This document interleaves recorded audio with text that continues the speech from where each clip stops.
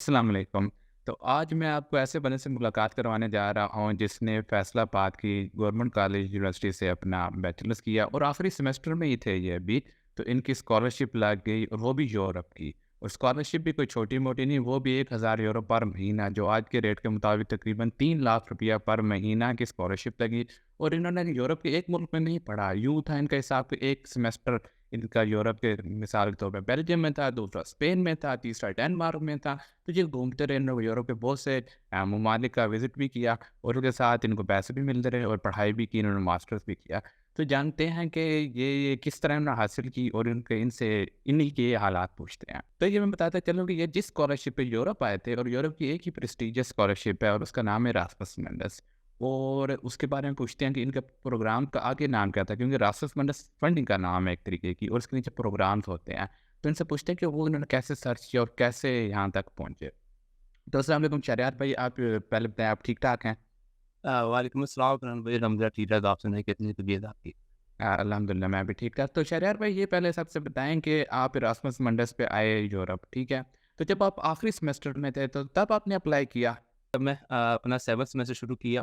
तो जो है जो आपने अभी स्कॉलरशिप का नाम बताया जो कि यूरोप का मोस्ट प्रेस्टीजियस स्कॉलरशिप है। तो ये इसके बारे में जो है वो मुझे पता चला कि तकरीबन हर साल सितंबर से जो है वो इनकी एप्लीकेशन स्टार्ट हो जाती हैं। तो सबसे पहले इनका एक कैटलॉग होता है। आपने जो है वो एक कैटलॉग सर्च करना होता है जिसके अंदर जो है वो मोर और लेस 150 प्रोग्राम की जो लिस्ट है वो उसके ऊपर उन्होंने दी होती है।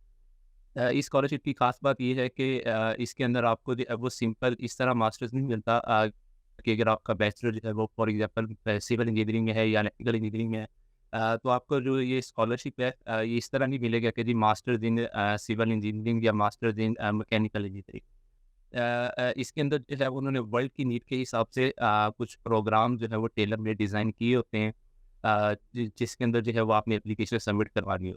अच्छा, जो कैटलॉग इन्होंने बताया राशन बंडल्स का, ठीक है, इसे जहाँ से लेनी होती है, जहाँ से आपने अपना प्रोग्राम सर्च करना है, उसको उसकी डिस्क्रिप्शन में मैंने लिंक दे दिया है, आप वहाँ पे जाके कर लें। और उसकी अलहदा से मैं वीडियो भी बना दूँगा कि यहाँ पे आपने अपने से रेलेवेंट प्रोग्राम सर्च कैसे करना है। अच्छा शहरयार भाई, ये बताएँ कि आप लेट्स से एक पाकिस्तान बच्चा बैठा हो, छठे 7वें सेमेस्टर में है, उसने इसमें अप्लाई कर सकता है। तो इसकी जो सी रिक्वायरमेंट्स होती हैं, इसके बारे में बताइए। क्या आइल्स जो होता है अक्सर बच्चों ने नहीं दिया होता, तो वो ज़रूरी है इसके लिए, या इसके बगैर भी काम चल जाता है? सर देखिए इसमें इस तरह चीज़ होती है कि इसके अंदर हमारे पास कोई भी थंब रूल नहीं है कि ये जो 4-5 जो रिक्वायरमेंट्स है ये हर प्रोग्राम के अंदर होगी। इसमें ये है कि आपको वन बाय वन जो है वो हर प्रोग्राम की वेबसाइट के ऊपर जाना होगा और आपको जो भी क्राइटेरिया वहाँ से आपको मिल जाएगा। बट जो है वो जनरली तकरीबन 80% प्रोग्राम्स के अंदर जो है वो आपको किसी भी इंग्लिश प्रोफिशिएंसी टेस्ट की जो है वो ज़रूरत नहीं होती। तो आप जो है वो प्रोफिशिएंसी लेटर के ऊपर जो है वो अप्लाई कर सकते हैं। लेकिन अगेन आपको ऊपर अब जो आपकी फ़ील्ड है उसके हिसाब से आपको अपने प्रोग्राम्स की वेबसाइट के ऊपर चेक करना होगा कि जो है वो आपको आइल्स की ज़रूरत है या नहीं है। और दूसरा ये है कि वो स्टूडेंट जो अभी 6 या 7 सेमेस्टर्स के अंदर है, तो जो अभी अपनी फाइनल डिग्री का जो है वो वेट कर रहे हैं। इसके अंदर भी यही है कि कुछ प्रोग्राम्स होते हैं कि उन्होंने जो है वो रिक्वायरमेंट दी होती है कि आपने जो है वो 180 ईसीटी जो है वो आपने मिनिमम कंप्लीट की है। जिसे हम पाकिस्तानी बैचलर के हिसाब से कहते हैं कि जी 3 साल उनके जो है वो कम से कम कंप्लीट हुए हो जो है वो अपनी एप्लीकेशन सबमिट करवाने के लिए। तो अगेन आपको ये अपनी प्रोग्राम की वेबसाइट से देखना पड़ेगा आया कि वो फाइनल ईयर स्टूडेंट को जो है वो एप्लीकेशन सबमिट करने के लिए कंसीडर करते हैं या नहीं करते। सही, सही। तो यहाँ पे आप ये कह रहे हैं कि ज़रूरी नहीं है कि आइल्स आपको चाहिए हो, क्योंकि यूरोप में मैं ये बताता चलूँ कि यूरोप की अपनी जो ज़बान है ना, कोई एक ज़बान नहीं है। जर्मनी वाले जर्मन बोलेंगे, बेल्जियम वाले फ्रेंच या डच बोल रहे होंगे, फ्रांस वाले फ्रेंच बोल रहे होंगे। तो इनको खुद भी इतनी इंग्लिश नहीं आती होती। तो आइल्स वगैरह इनके लिए इतनी स्ट्रॉन्ग रिक्वायरमेंट नहीं होती, इसके अलावा भी काम चल जाता है। और वो जो पिछली वीडियो में हमने बात की थी इंग्लिश प्रोफिशिएंसी सर्टिफिकेट, उसके साथ भी काम चल जाता है। और उसके साथ शहरयार भाई ने बताया कि हमारे पास जो उनसे तीसरे साल के बाद वाले जो बैचलर में है, मतलब आपकी 4 साल का प्रोग्राम है, तो 3 साल आपने कंप्लीट कर लिए हैं, तो आप अप्लाई कर सकते हैं। ठीक हो गया शहरयार भाई। अब आते हैं कि इसके पैसे कितने मिलते हैं, फंडिंग कितनी है और कितने मतलब बंदा कमा सकता है? सर फंडिंग के अंदर इस तरह है कि अभी जो है वो 2022 के बाद जो न्यू प्रोग्राम ऐड हुए हैं, उसके अंदर जो है वो आपका मंथली स्टाइपेंड जो है वो 1400 यूरोस के ऊपर जो है वो चला गया है। लेकिन इससे पहले जो प्रोग्राम्स हैं उनके अंदर जो है वो आपको 1000 per month as a stipend मिलता है, और इसके अलावा जो है वो आपको 7000 यूरो जो है वो आपका ट्रैवलिंग ग्रांट प्लस आपका सेटलमेंट अलाउंस होता है 2 साल का। उसमें से ये है कि आपको 3500 जो है वो फर्स्ट सेमेस्टर के स्टार्ट में जो है वो आपको दे दिया जाता है। जो रिमेनिंग 3500 है वो आपको थर्ड सेमेस्टर के जो है वो शुरू में दे दिया जाता है। लेकिन जो अभी न्यू प्रोग्राम्स हैं उसमें उन्होंने जो है वो ये ट्रैवलिंग ग्रांट और ये सेटलमेंट ग्रांट को जो है वो कैंसिल करके, तो उन्होंने जो स्टाइपेंड है वो 1400 कर दिया है। तो मोर और लेस जो है वो अगर आप इनको सम अप करें फॉर 2 ईयर, तो ये सेम ही जो है वो अमाउंट बनती है। सही, सही। तो मतलब 1400 यूरो पर महीना आपको मिलेंगे, और 1400 यूरो अगर आजकल के कन्वर्जन रेट पे देखें तो 4 लाख, साढ़े 4 लाख बन रहे हैं, और ये मास्टर में बहुत ज़्यादा अमाउंट है मेरे ख्याल से। जी, जी, तकरीबन और आगे इसमें ये है कि जो आपने सेविंग वाली बात की है, वो आपका डिपेंड करता है कि आपका प्रोग्राम कौन-सा है, और आपकी जो सेमेस्टर्स की जो मोबिलिटी है वो आपकी कौन-सी है। फॉर एग्ज़ाम्पल मेरा अभी फर्स्ट सेमेस्टर जो है वो बेल्जियम में था। वहाँ पे जो है अगर आप मोर और लेस बात करें तो आप मैक्सिमम जो है वो 600 या यूरोज़ के अंदर जो है वो आप ईज़िली जो है वो सर्वाइव कर सकते सही, हैं। सही। तो अगर इसकी आप तरफ हम आते हैं थोड़ा ना, क्योंकि ये अलग एक टॉपिक बन जाएगा, तो इसकी जी, तरफ जी। आते हैं कि मतलब कॉस्ट ऑफ लिविंग वगैरह की तरफ आते हैं। तो आप इसके बाद मुझे बताएँगे, इतने अमाउंट आपको मिलती है, मतलब 1400 सेट आपको अमाउंट मिल रही है, तो इसके साथ हम साइड जॉब कर सकते हैं, ये अलाउड होता है कि नहीं होता? सर साइड जॉब के अंदर जो है वो मोस्टली कंट्री के रूल्स एंड रेगुलेशंस के ऊपर जो है वो ये चीज़ें डिपेंड करती है। जैसे अगर आपका जर्मनी के अंदर है तो जो है वो आपको टोटल 20 आवर्स जो है वो पर वीक जो है वो आपको अलाउ होते हैं। इसी तरह डिफरेंट कंट्रीज़ के जो है वो रूल्स एंड रेगुलेशन के ऊपर ये चीज़ डिपेंड करती है। सही, सही। तो मतलब जिस मुल्क में, और मोस्टली मैं बताता चलूँ कि यूरोप में तकरीबन हर मुल्क का यही रूल है कि स्टूडेंट को 20 घंटे पर वीक अलाउ होते हैं, और ओवर द ईयर भी कुछ घंटे होते हैं, जिसमें जर्मनी में आप 120 फुल डेज़ 1 साल के अंदर काम कर सकते हैं एज़ अ स्टूडेंट, और 240 हाफ डेज़ काम कर सकते हैं। वो एक अलग बहस हो जाएगी, लेकिन बात ये है कि आप साइड जॉब कर सकते हैं यहाँ पर। तो ये अच्छी बात होगी, क्योंकि बहुत से स्टूडेंट ऐसे बैकग्राउंड से आ रहे होते हैं जिन्होंने अपने फैमिली को सपोर्ट करना होता है, तो वो मतलब काम अपना चला सकते हैं। ठीक हो गया खैर यार भाई। अच्छा, ये बताएं कि यहाँ पे आपकी सिलेक्शन के लिए मतलब क्या चाहिए होता है? जीपीए अच्छा होना चाहिए, कोई रिसर्च पेपर होने चाहिए, एक्सपीरियंस होना चाहिए, मतलब क्या हो बच्चा जो वो सोचे कि इसकी हो जाएगी ये रासमस मंडस में? सर इसमें ये है कि सिर्फ एक चीज़ के ऊपर आपकी एप्लीकेशन डिपेंड नहीं कर रही होती। अगर आप कहते हैं कि जी मेरी सीजीपीए जो है वो 3.9 और मेरी सिलेक्शन हो जाएगी, तो ऐसा भी नहीं है। और अगर आप कह रहे हैं कि जी मेरा एक रिसर्च पेपर है और आपकी सिलेक्शन हो जाएगी, तो ये ऐसा भी जो है वो बिल्कुल पॉसिबल नहीं है। तो ये जो है वो एक की कह लें कि आपकी एक प्रोफाइल बनती है। इसमें ये कि हर प्रोग्राम का अपना एक सिलेक्शन क्राइटेरिया है। जैसे जो मेरा प्रोग्राम था इसमें इन्होंने जो है वो हर चीज़ की एक वेटेज रखी हुई थी। जैसे फॉर एग्ज़ाम्पल आपका मोटिवेशनल लेटर है उसकी जो है वो 30% वेटेज थी आपकी ओवरऑल सिलेक्शन के अंदर। इसके अलावा आपके 10% जो है वो आपकी सीवी की थी। उसके बाद आपके जो सीजीपीए है आपकी उसकी जो है वो ग्रेडिंग थी। तो इसके अलावा अगर आपका कोई वर्क एक्सपीरियंस है, आपका रिसर्च पेपर है, और अगर आपका आइट्स का स्कोर है। नो डाउट जो है वो इंग्लिश प्रोफिशिएंसी लेटर के ऊपर हम जो है वो अप्लाई कर सकते हैं। लेकिन जब एट द एंड जो है वो आपकी वेटेज बननी होती है सिलेक्शन के अंदर, तो उसमें जिसका इंग्लिश प्रोफिशिएंसी का कोई टेस्ट होता है ना, जैसे जो है वो टोफल वगैरह, तो उसमें जो है वो उसकी जो परसेंटेज की जो वेटेज होती है उससे थोड़ी सी ज़्यादा दी जाती है। जैसे मेरे प्रोग्राम के अंदर था कि अगर आप इंग्लिश प्रोफिशिएंसी लेटर के ऊपर अप्लाई कर रहे हैं, तो आपको जो है वो 5% जो है वो वेटेज जो है वो दी जाती थी। लेकिन अगर आप किसी आप टेस्ट के ऊपर जो है वो अप्लाई कर रहे हैं जैसे टोफल वगैरह, तो आपको उसके बैंड्स वगैरह के हिसाब से जो है वो आपको ज़्यादा मार्क्स दिए जाते थे। सही, सही। अच्छा, तो शरार भाई ये तो आपने बता दी कि रिक्वायरमेंट्स यही हैं, और यहाँ पे मैं बात बताता चलूँ कि बकरे की माँ का आप तो खैर मनाएगी, वही बात है, आइल्स आपको देना पड़ेगा, तो देना ही है, ठीक है? स्कॉलरशिप अगर आपने लेनी है तो ये थोड़ा-सा कड़वा घूंट पी लें, और तकरीबन $200 तक की इसकी फ़ीस होती है, और ये दे ही दें एक दफ़ा।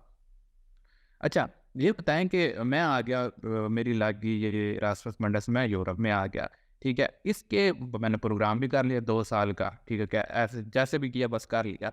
इसके बाद क्या मैं कर सकता हूँ? मतलब यूरोप से मुझे निकाल देंगे, या मुझे पाकिस्तान जाना पड़ेगा, या यहाँ पे मैं रह के जॉब, क्या इसके बाद का क्या सूरत-ए-हाल है?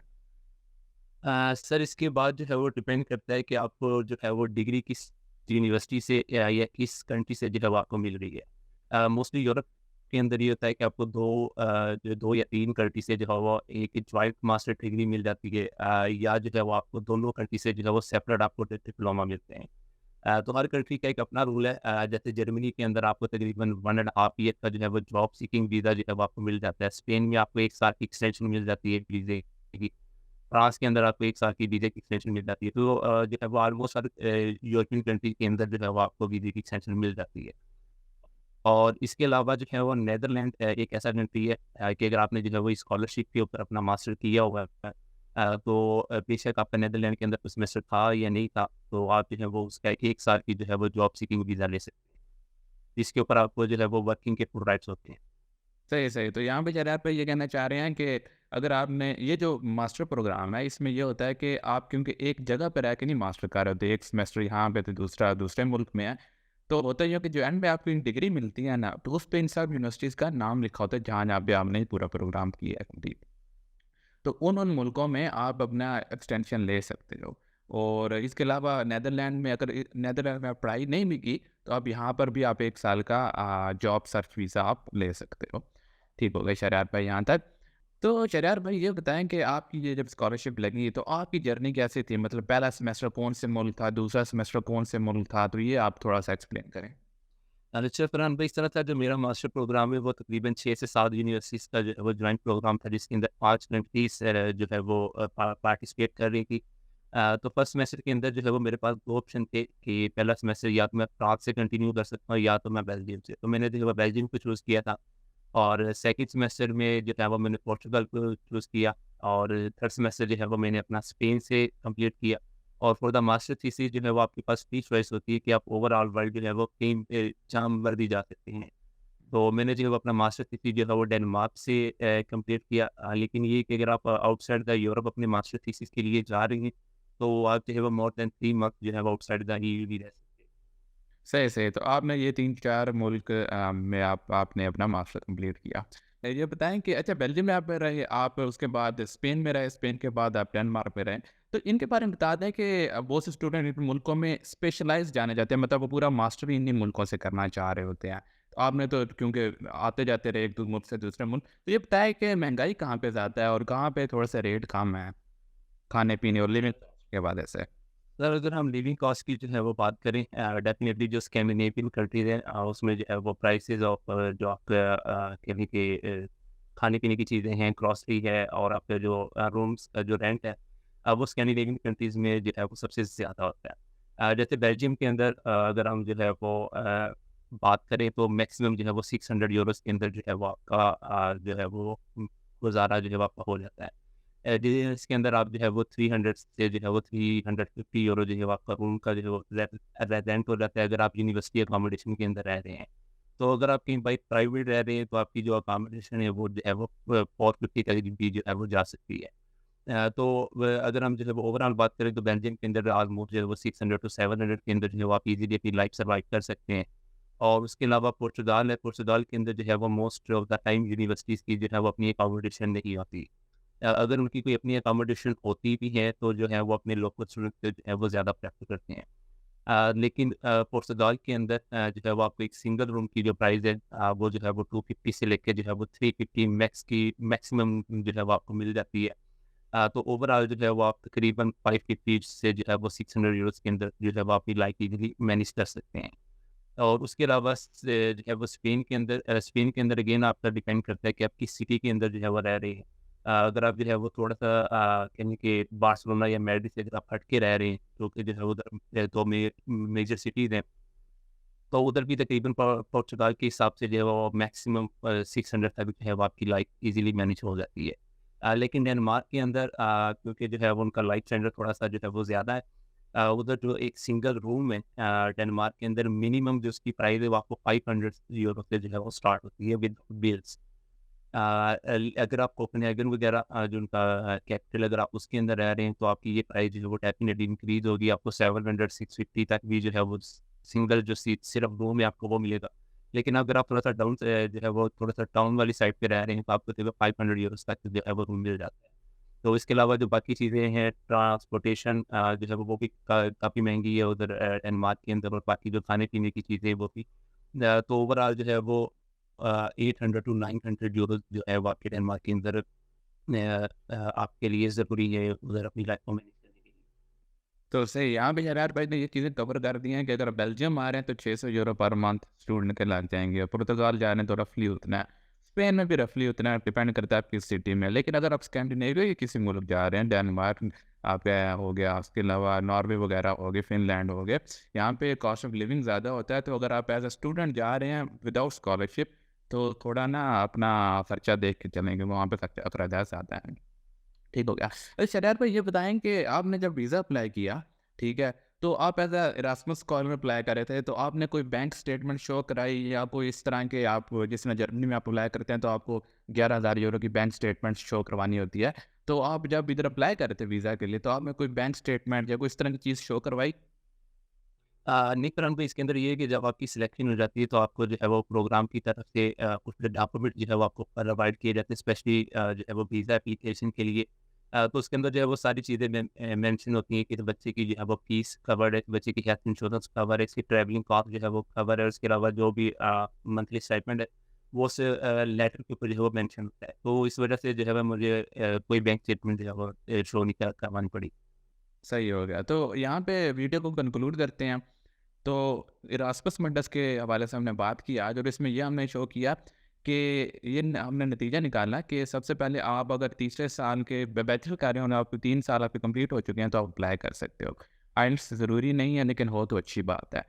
बहुत हाईली फंडेड स्कॉलरशिप है, मतलब आप तकरीबन 1400 यूरो पर मंथ आपको मिलेंगे, तो काफ़ी ज़्यादा अमाउंट है स्कॉलरशिप के हवाले से। उसके बाद आप जब यहाँ पर आएँगे तो आप एक तो जो डिग्री मिलेगी वो मल्टीपल यूनिवर्सिटीज़ के ऊपर स्टैंप लगी होगी कि आपने बेल्जियम की इस यूनिवर्सिटी से आपका ठप्पा होगा, उसके बाद स्पेन का या फ्रांस का, जहाँ पे आपका प्रोग्राम होगा। उसके बाद इसके बाद ये होगा कि आपकी और कैसी हाँ, उसके बाद ये होगा कि आप साइड जॉब भी कर सकते हैं अगर आप करना चाहें। नहीं, हाँ, उसके बाद ये होगा कि आप साइड जॉब भी कर सकते हैं अगर आप करना चाहें, लेकिन आपको ज़रूरत नहीं पड़ेगी क्योंकि अमाउंट अच्छी खासी है स्कॉलरशिप की। और इसमें एप्लीकेशन जो शुरू होते हैं वो सितंबर, इस साल के एंड से शुरू होते हैं, मतलब सितंबर हो गया और अक्टूबर, नवंबर, दिसंबर में आप एप्लीकेशन सबमिट करवाते हो और आपका दाखिला और प्रोसेस कंप्लीट होते होते अगले साल के सितंबर आ जाता है। तो आप मतलब अपनी यूनिवर्सिटी के दौर से ही आप अप्लाई करना शुरू करते हैं। और यहाँ पे बहुत अच्छा सेशन रहा और हम शरार भाई को थैंक यू बोलते हैं और आपसे फिर मुलाकात होगी इंशाल्लाह अगली वीडियो में। अल्लाह हाफ़िज़।